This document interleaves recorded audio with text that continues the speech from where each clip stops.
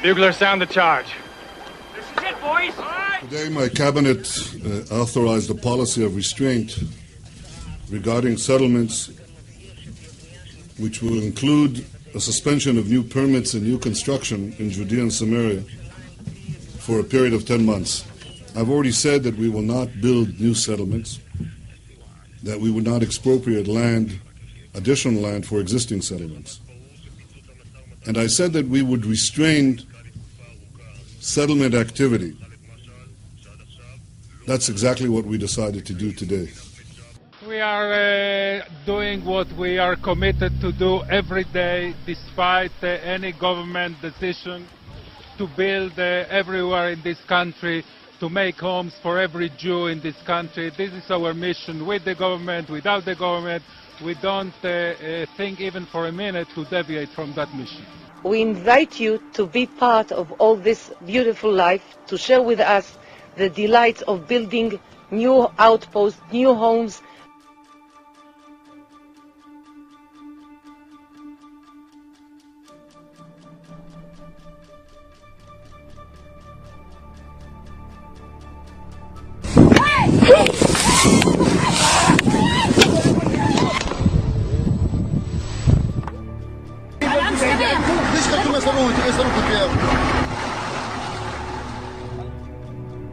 Everywhere, wherever there is ground that can be, we will build. Settlements are good for Israel. Settlements, that's what I feel like makes this country. Now this is the Jewish land, Jewish homeland. We should be able to live wherever we want to live. Mm-hmm. Wait, you're born in Israel or? No, born in America. Get out of our country. That's the message. Get out of our country. The world should know it. And we are now the outpost of democracy in the Middle East. And we're going to show it to the world. So with the settlement freeze and the settlers insisting that they're going to continue building, one question that we had was, where do they get the money to continue building? Well, that is a very good question. So there is a legal question. Can the bank now say, well, because there is a freeze, we will stop giving the money? I think the international legal aspect is very clear. They are not allowed to sign the contract in the beginning.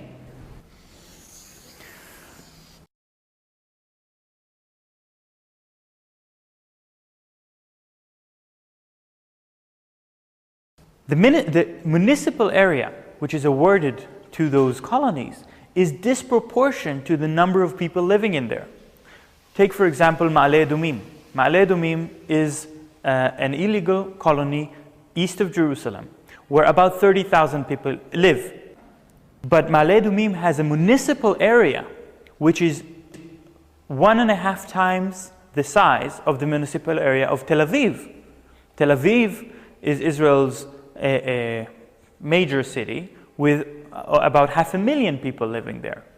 So 30,000 people get more municipal area than 500,000 people living inside the Green Line. Therefore, this municipal area becomes part of the colony. And what the army does, they evict all the Palestinians who live in the municipal area.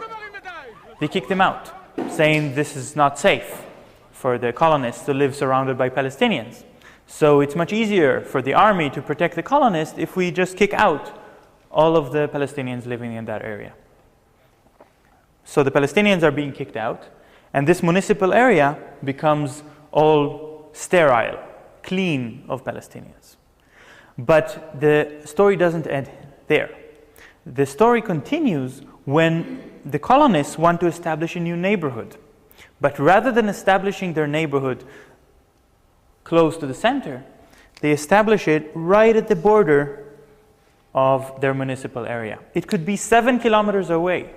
It could be that the colonists don't even see each other. They don't even know each other. It's, for all purposes, a new settlement, a new colony. But the way that they officially present it, it is as if it is part of the same community.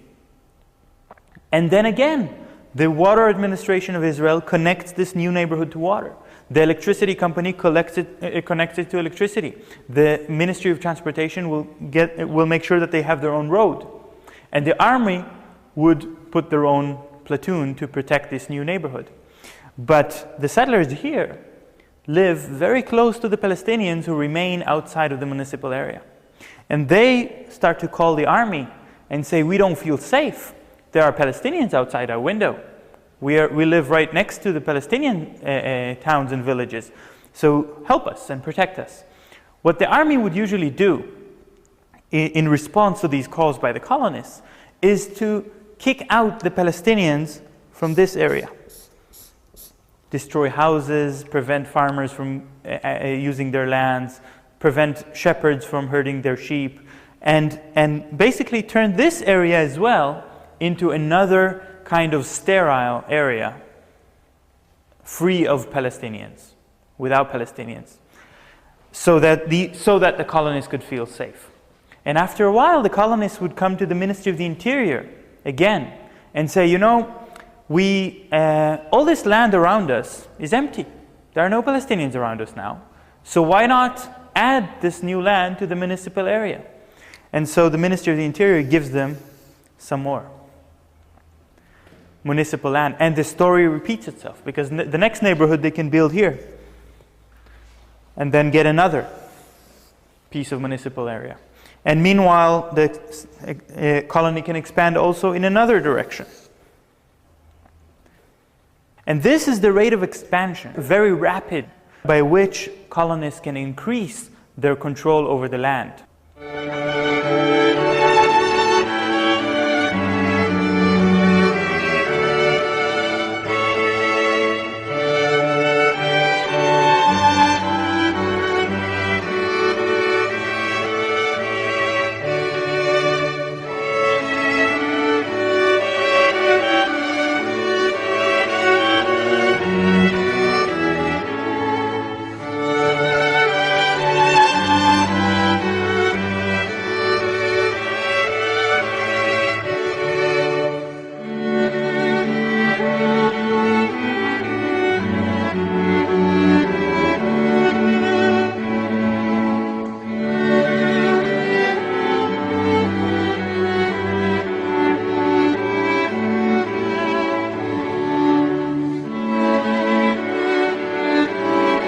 They get more roads, they pay less taxes, they get more municipal funding, they get more industrial zones and public buildings.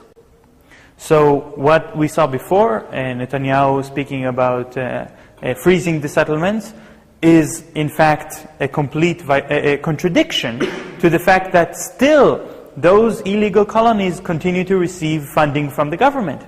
And while the Israeli population grows by an average of 1.8% every year, this is the rate of growth of the Israeli population, the rate of growth of the settlements, of the colonies, is over 7% every year.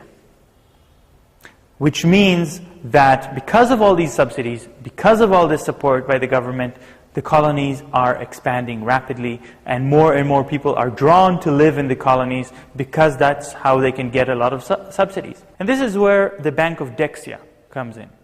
Dexia is a Belgian bank.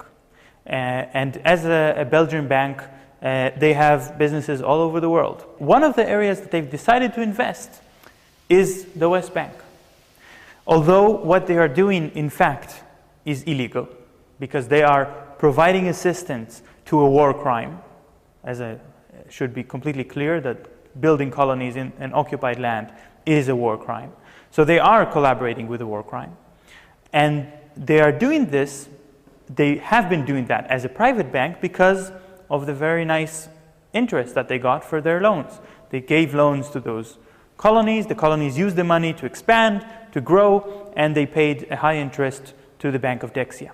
And you can even see the numbers in this graph of how much money in billions of shekels has been invested already into these special subsidies. And the municipality budget, which is right there at not at the very top, but one of the very top, budgets is at almost 25 billion shekels. And right above it is the housing budget, the housing subsidies of about almost 35 billion Israeli shekels. So altogether, we're talking about 60 billion Israeli shekels, just municipalities and housing. And 60 billion Israeli shekels is more than 10 billion euros. And this is the kind of advantage that is done through the local municipalities. And this is the kind of subsidy that is especially interesting for a bank like Dexia to be involved in. Has the government made any statement then on its policy regarding the bank? The Belgian government itself did not make any statement that I know of regarding the bank, but the bank did make a statement.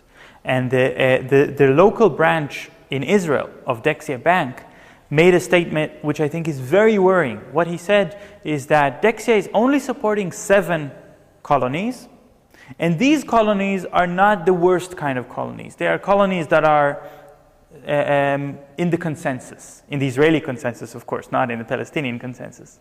And he gave a list of 7 colonies to appease the international community, to appease the boycott movement, to say, look, we're not that involved in the occupation. We're only slightly involved. But of course, international law is very clear. No colony is legal. But by making that statement, as a representative of the Bank of Dexia, he was actually giving the impression that Dexia follows the Israeli policy of separating between different kinds of settlements. So Dexia is actually supporting this kind of argument that international law, okay, but Israeli law is more important. Perhaps the last point that I would like to make is that there is a growing boycott movement against Israel. And the growing boycott movement, also called BDS, BDS stands for Boycott, Divestment and Sanctions, is spreading all over the world. And there is a growing campaign in Belgium against the Dexia Bank by people who are very concerned of this bank's involvement in illegal activity. And so they are calling for the bank to liquidate its loans with the illegal colonies, not to renew the loans, to stop all trade with these illegal colonies. And also there are many campaigns calling on civilians in Europe and in other places of the world to make a moral choice not to be involved in the occupation, not to support companies that provide services to Israel in order to occupy the Palestinians, and not to buy Israeli goods, thereby supporting the Israeli economy.